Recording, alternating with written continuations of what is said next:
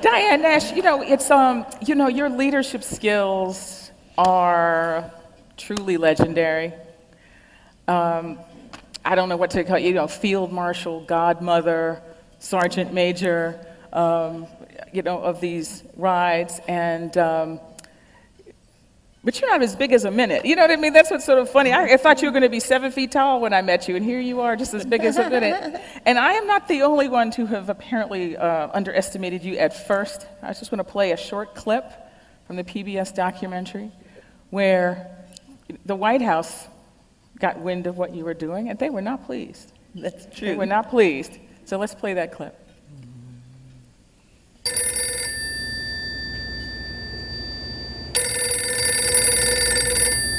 My phone in the hotel room rings, and it's the Attorney General.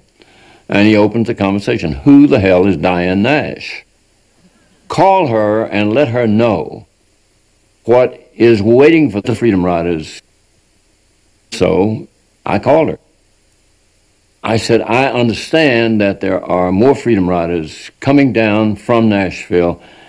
You must stop them if you can. Her response was, they're not going to turn back. They're on the way to Birmingham, and they'll be there shortly. You know that spiritual, like a tree standing by the water, I will not be moved. She would not be moved. And I felt my voice go up another decibel and another, and soon I was shouting, young woman, do you understand what you're doing? You're going to get somebody, do you understand you're going to get somebody killed? And there's a pause. And she said, sir, you should know we all signed our last wills and testaments last night before they left. We know someone will be killed, but we cannot let violence overcome nonviolence.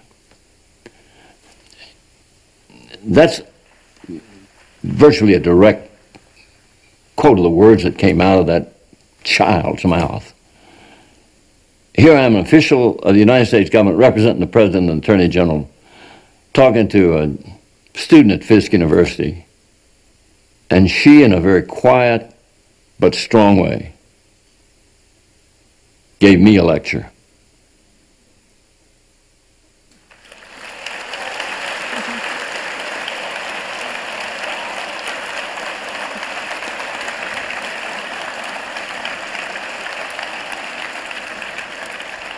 So I can't think of a way to make the question interesting, but I think we all want to know, where did it come from? Where did the courage come from and the conviction? You know, in Nashville, we were fortunate because Reverend James Lawson, who had been to India and studied Gandhi's movement firsthand, was there and educated us in nonviolence.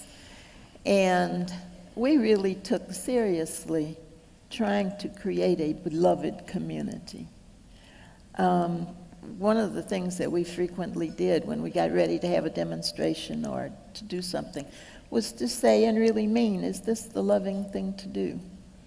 So I think the group in Nashville was very melded together and felt very committed to each other and very strong. And so I reflected the group, I think. I'm not sure, though, how many of us faced with a phone call from the Attorney General of the United States as a student at sophomore, were you? Sophomore? Yes, sophomore. Sophomore in college would have had the presence of mind to set him straight. When I talked to Mr. Siegenthaler, I was already frustrated because I had called the Justice Department in Washington. And of course, the Kennedy administration wanted the freedom rides to stop very badly. And they kept saying, you don't understand, somebody's going to be killed. And I said, we do understand. And they just ignored the fact that I said we understood and kept on. So I was already frustrated when I talked to Mr. Siegenthaler. So.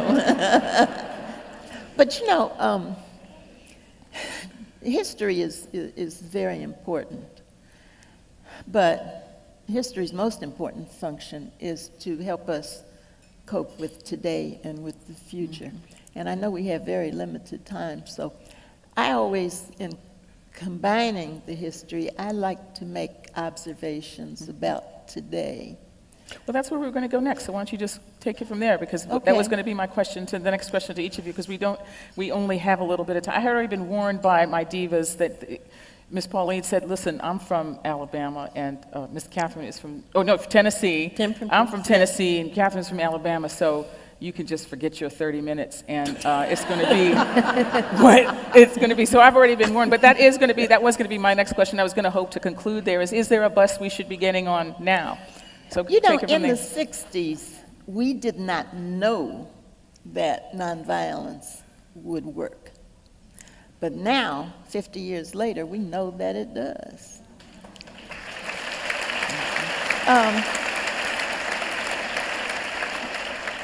I have noticed that it seems as though people expect only blacks and protesters to be nonviolent.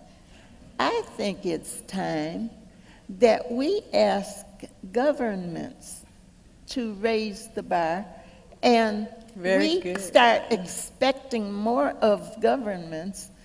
And I know it can't be done instantly, but at least gradually, I would like to see governments learn about nonviolence and use it.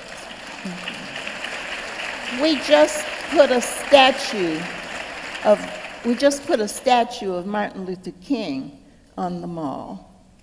And yes, the man of peace. And we proceed to do precisely what Martin was diametrically opposed to in terms of our military and wars.